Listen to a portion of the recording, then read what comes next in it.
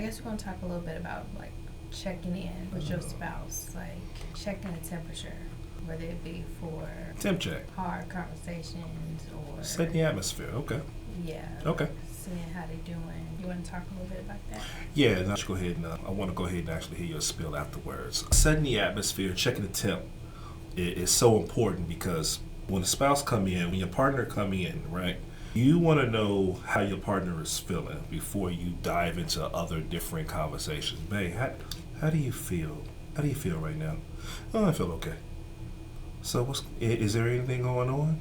No. Most people, they're Why you just say no way? because most people they're going to play it off when you talking to them directly on something instead of just being real. So now you got to love them into conversation of where you're trying to go because you see a heaviness on them, but some of them just don't want to talk about it.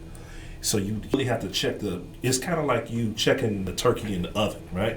You want to put that temperature thermometer in different areas to make sure that it's getting cooked on all different sides. So it goes the same way. Okay, when they say, no, I'm fine. You know I love you, right, baby? But one thing I see, it seems like you're not yourself right here. Would you like to share? Would you like to share? Usually at that time, we're looking for people to break down, to go ahead and say, okay, I had a bad day at work. Oh, baby, what happened? Talk to me. You know you can talk to me about anything, right? So we got to make ourselves a little bit vulnerable. A lot of people don't want to be vulnerable these days. Most people want to go ahead and they want to show out their mind. And it doesn't matter whether it's the man or the woman. They just love to be in control of something. And until they realize we're not in control, we can move forward with other stuff. So it's important to create an environment of like rest and peace and safety, Right. so that your spouse can share if they got something going on, whether it be professionally, Mentally, emotionally, whatever the case may physically. be, right? But what happens if you do that, so to speak, like you're working to try to be supportive and be a partner and engage in conversation about their feelings or whatever they might be dealing with, but they are just not receptive and they're showing you or telling you that they're just not ready to have a conversation. They don't want to share, they don't want to open up, they don't want to engage at that time. Mm-hmm. Like, do you think, it's appropriate to say, okay, you don't want to feel it, talk about it, let's table it for right now, and give them that space and respect that kind of boundary? Or because you want to be there for them, you kind of push and push and push to try to force them to open up because you're hindering me from supporting you right now. So I'm trying to, so what do they do? No, you don't want to push because you can push that person out the door. But literally, that escalated quickly. My goodness. Okay. Literally. However, you do want to show that you are a supporting system. Yeah. And truth be told, small acts of services will very well help. For instance, hey, I want to go ahead and make you a plate for food so you can eat, okay? Everybody's love language. Right. Some people, hey, let me massage your feet. That's my Take the nerve, right? Take the stress, relieve the stress from the body, or even massaging the shoulders or whatever.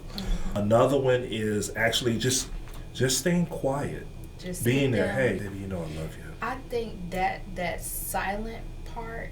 I think people underestimate the power of silence and the power of presence, like just being there. Right.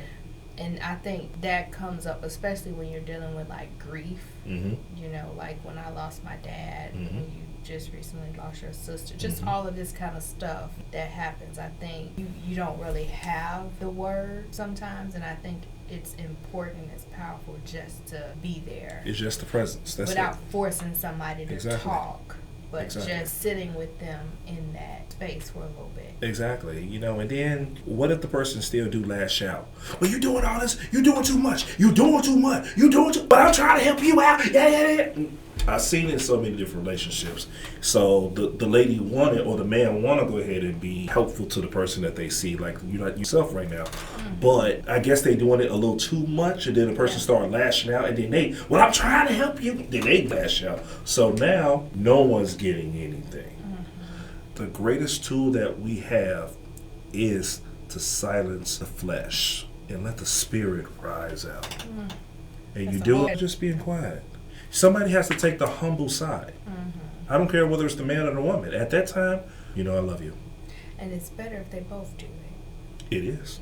It works out better if they're both willing to deny their flesh. Because the flesh is or as Bishop used to say, the flesh don't want to suffer. The flesh don't want to be inconvenienced. The flesh don't want anything that is going to create or require patience or love or tenderness or gentleness, long suffering, goodness, all of those things, faith, right? We just want to show up however we want to show up. Absolutely. And if it requires us to show up with effort Right. and intentionality, then Right. we can sometimes get beside ourselves and Absolutely. let the flesh show up. And so it promotes a different level of accountability when we do that. And when people are able to allow themselves to digress so that the Spirit of God can progress in the situation. But decrease and let you increase, God. It will go to places that no man has never gone before. So we're past Star Trek right now. Serious. It's a blessing. Yeah, it is. I like that. I like that. That's it.